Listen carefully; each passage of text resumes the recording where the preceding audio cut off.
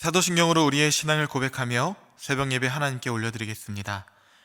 전능하사 천지를 만드신 하나님 아버지를 내가 믿사오며 그 외아들 우리 주 예수 그리스도를 믿사오니 이는 성령으로 잉태하사 동정녀 마리아에게 나시고 본디오 빌라도에게 고난을 받으사 십자가에 못 박혀 죽으시고 장사한 지 사흘 만에 죽은 자 가운데서 다시 살아나시며 하늘에 오르사 전능하신 하나님 우편에 앉아 계시다가 저리로서 산자와 죽은 자를 심판하러 오시리라.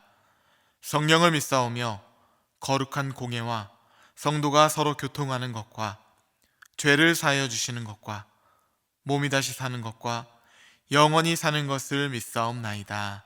아멘.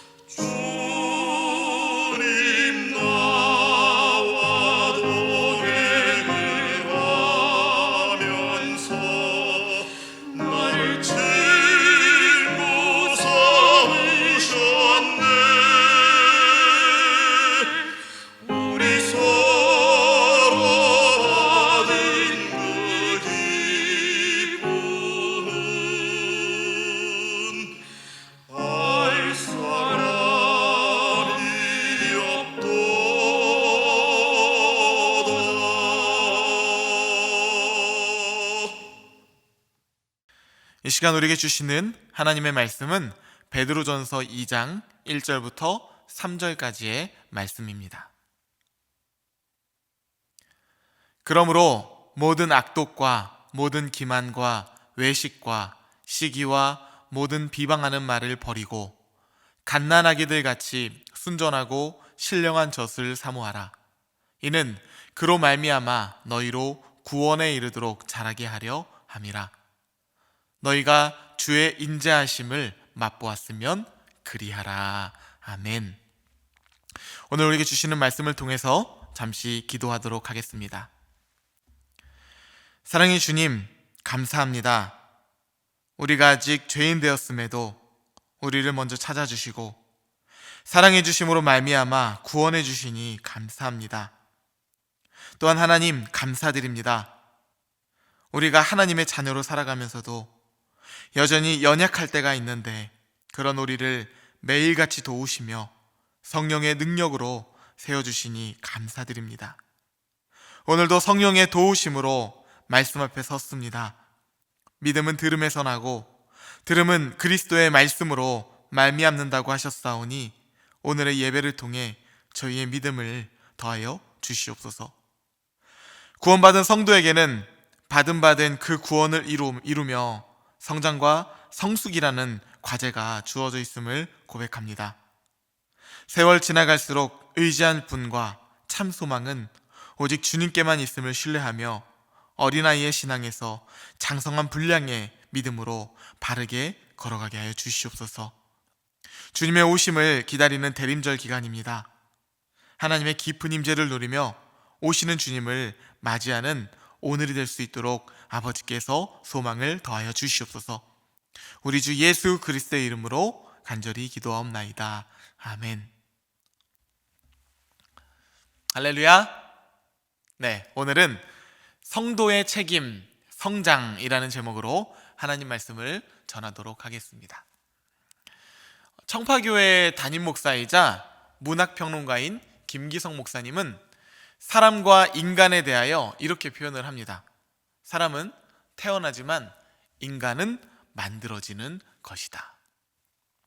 타자, 즉 타인과의 관계에 대해서 어떻게 우리가 응답을 하며 살아가는지, 성장과 성숙을 이루며 살아가는지, 이것에 따라 인간의 인간됨이 형성된다는 것이죠. 여러분의 인간됨은 어떻습니까? 제게 두 자녀가 있는데요, 이 아이들이 태어날 때를 떠올려 보면 정말 숨을 쉴 수 없을 정도로 압도하는 아름다운 신비였습니다. 갓 태어난 모습이 참 감동스러운 신비의 기억으로 남아있는데요, 특별히 10시간에 걸친 산통 끝에 이 아이가 태어났을 때에는 그 순간이 정말 경이로웠던 기억이 있습니다. 그런데 본격적으로 육아를 하면서 보게 되는 아이들의 모습은 어땠을까요? 본능에 충실한 모습, 바로 그거였습니다. 당연하겠죠. 스스로 할 수 있는 것이 아무것도 없으니 모든 초점이 자신의 생존적인 본능에 이렇게 맞춰져 있는 것입니다. 배고프다고 울고, 졸렵다고 울고, 깨면 깼다고 울고, 기저귀 갈아달라고 울고, 부모의 상황은 전혀 고려하지 않고 일관되게 자신의 본능에 충실한 것이죠. 그러다 이 아이가 조금 자라서 어린이집을 다니게 되었는데 하루는 원장 선생님께 전화가 왔습니다. 어떤 아이가 저희 집 아이를 이렇게 깨물었다는 거예요. 아마도 함께 놀다가 무언가 잘 맞지 않았던 모양입니다. 그러니 기분은 상하죠. 이 아이가 한편으로는 자신의 이 감정을 어떻게 풀어야 할지는 모르겠죠. 그러다 본능대로 자신의 느낌에 충실하게 행동을 했는데 그게 바로 깨물기였던 것이에요. 유아기적인 행동이죠. 이렇듯 출생한 아이는 분명한 인간이 된 것은 맞지만 인간이 인간 되기 위해서는 성숙과 성장이라는 과제가 남아있는 것입니다. 영적인 원리도 똑같습니다. 우리가 예수님을 믿어 거듭난 사건, 이것을 존 웨슬리는 신생이라고 말하는데요, New Birth, 다시 태어났다는 거죠. 그리스도 예수 안에서 새롭게 태어났다, 이런 의미죠. 영적인 어린아기가 태어났다는 것이에요. 이제 그리스도 안에서 새롭게 태어난 이 생명은 믿음으로 인해 구원을 받은 것이 분명한 것입니다. 하지만 이와 동시에 영적인 성장과 성숙을 통해 자신이 받은 바 된 그 구원을 완성해 나가야 할 과제가 그에게 남아있는 것이죠. 그래서 오늘 본문은 뭐라고 말합니까? 베드로전서 2장 1절 말씀입니다. 그러므로 모든 악독과 모든 기만과 외식과 시기와 모든 비방하는 말을 버리고, 이렇게 말하죠. 어린아기가 일어서서 걷기 위해서는 전 단계에 기어다니던 습관을 버려야 하는 것입니다. 저희 집 가정에 둘째가 태어났을 때 이 첫째 아이가 평소에 잘 걷다가도 가끔씩 기어다니는 모습을 연출하곤 했었는데요, 때로는 응애 응애 하는 그런 소리도 내더라고요. 무슨 신호인지 아시겠죠? 관심 받고 싶고 사랑받고 싶다는 그런 시그널이죠. 3살에서 4살밖에 되지 않은 그 어린아기가 그러고 있으니 귀여우면서도 뭔가 너무 가여워 보이는 거예요. 그래서 많이 안아주고 사랑을 표현해주고 충만하게 이렇게 안아주었더니 그 시기를 잘 지나가게 되었습니다. 그런데 만약 이 아이가 걸을 수 있음에도 불구하고 계속해서 기어다닌다고만 한다면 부모의 마음이 얼마나 안타깝겠습니까? 베드로는 베드로전서 1장 말씀을 통해서 이 편지를 받는 성도들이 이미 하나님의 말씀으로 거듭난 것을 그들에게 확인시켜 주었습니다. 상기시켜 주었어요. 그러면서 지금 2장에 들어와 그들의 믿음이 온전하게 자라 구원의 완성을 이루어 나가기 위해서는 과감하게 버려야 할 것들이 있다고 말해주고 있는 것이에요. 그것이 바로 1절 말씀에 모든 악독과 기만과 외식과 시기와 모든 비방하는 말이다 라고 하는 것이죠. 초대교회 지도자인 베드로는 왜 이런 말씀을 편지에 언급하고 있었을까요? 여전히 성도들 중에서 외식하고 시기하고 비방하는 자들이 있었기 때문이죠. 그렇습니다. 예수 그리스도를 믿고 구원받은 성도가 됐다고 해서 바로 그리스도의 장성한 분량으로 자라는 것은 아닙니다. 미숙하고 잘못된 부분이 여전히 많기 때문에 이 모든 것을 먼저 버려야 한다는 것이죠. 또한 베드로는 이렇게 비워낸 자리에 무언가를 채우라고도 말하고 있습니다. 2절인데요, 갓난아기들 같이 순전하고 신령한 젖을 사모하라. 이는 그로 말미암아 너희로 구원에 이르도록 자라게 하려 함이라. 아멘. 사모해야 할 것이 있다고 말하죠. 갓난아기들 같이 순전하고 신령한 젖을 사모하라. 여기서 말하는 순전하고 신령한 젖은 무엇일까요? 하나님의 말씀입니다.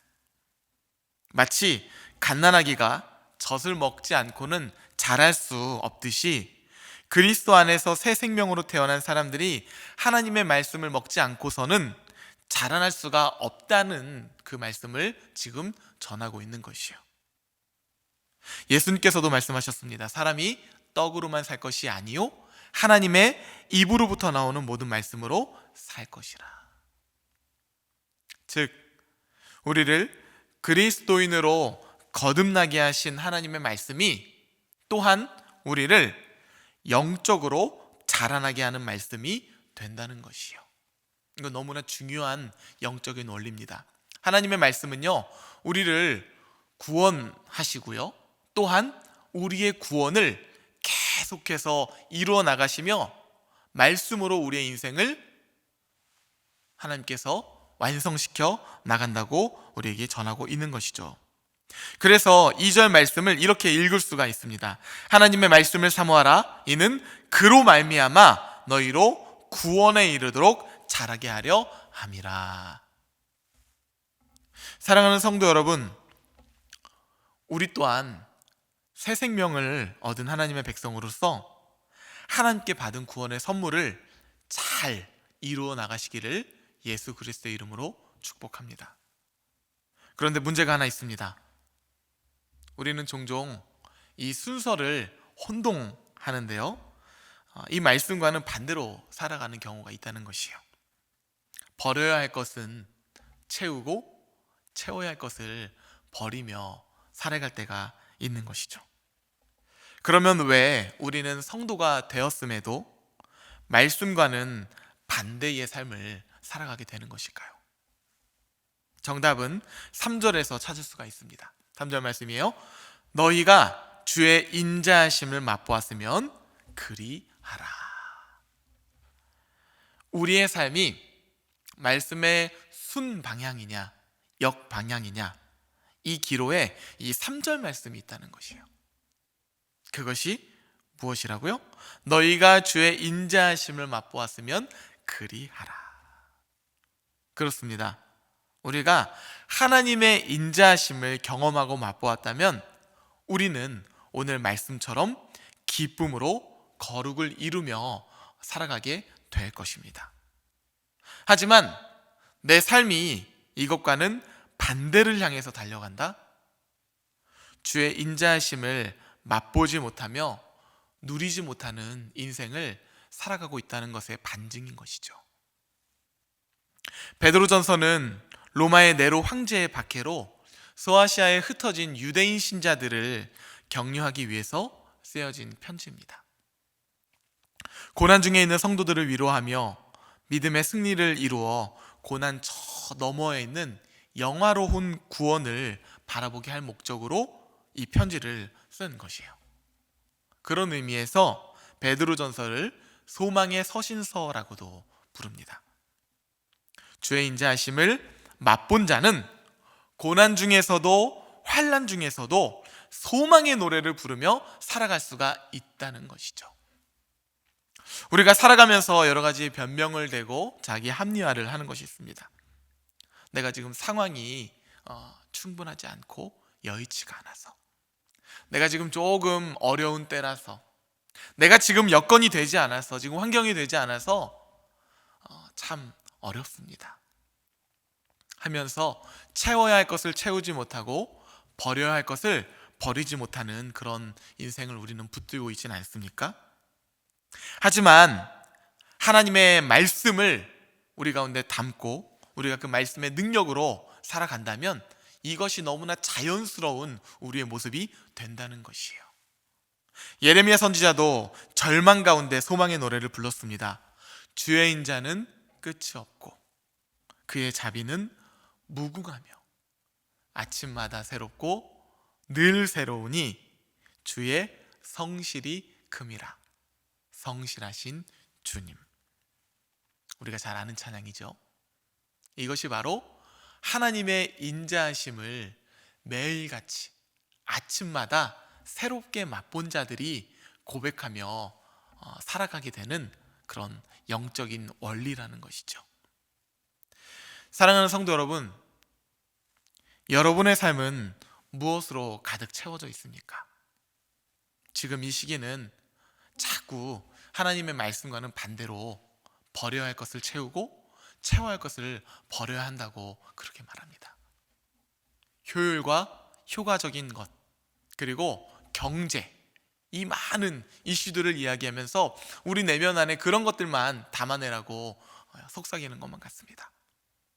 그러면서 하나님의 말씀은 소모적인 것이고, 그것은 불필요한 것이고, 그것은 현실적인 것이지 않고, 이렇게 말하며 우리에게 자꾸 속삭이는 것 같지 않습니까?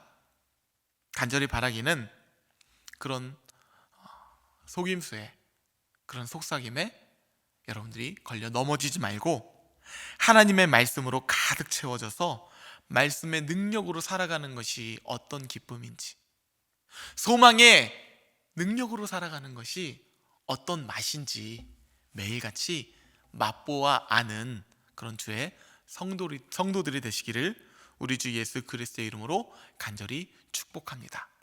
성도의 책임이 무엇입니까? 그것은 하나님께서 우리에게 주신 구원을 성장과 성숙으로 그리스도의 장성한 분량으로 이루어 나가는 것입니다. 그런 성도가 되길 간절히 축복합니다. 베드로전서 2장 10절 말씀으로 오늘의 말씀을 마치겠습니다. 너희가 전에는 백성이 아니더니 이제는 하나님의 백성이요, 전에는 긍휼을 얻지 못하였더니 이제는 긍휼을 얻은 자니라. 아멘. 함께 주기도문 하시겠습니다. 하늘에 계신 우리 아버지여, 이름이 거룩히 여김을 받으시오며 나라가 임하시오며 뜻이 하늘에서 이루어진 것 같이 땅에서도 이루어지이다. 오늘 우리에게 일용할 양식을 주시옵고 우리가 우리에게 죄 지은 자를 사하여 준 것 같이 우리 죄를 사하여 주시옵고 우리를 시험에 들게 하지 마시옵고 다만 악에서 구하시옵소서. 나라와 권세와 영광이 아버지께 영원히 있사옵나이다. 아멘.